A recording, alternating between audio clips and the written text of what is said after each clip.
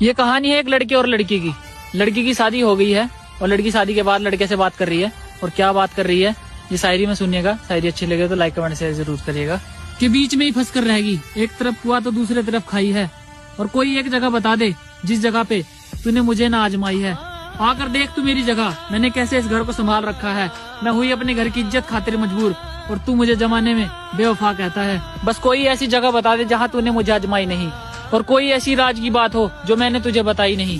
बस मांग में सिंदूर किसी और का है, क्या दिल से मैं तेरी लुगाई नहीं। हर जगह बदनाम करता है तू मुझे बर्बाद करके मानेगा। मेरे बसे बसाए घर को तू जाड़ के मानेगा।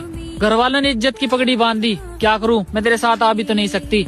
और वो भी मुझे ब्याह कर लाया है, मैं उसे किसी चीज से मना भी तो नहीं कर सकती। लड़का कि पहले ही चुन लेती जब तुझे घर वालों का साथ चुनना था।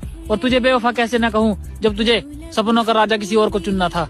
पता है तू किसी और की है, पर इज्जत बेइज्जती के चक्कर में मुझे क्यों कंफ्यूज करते हो। और तुझे हवा लगती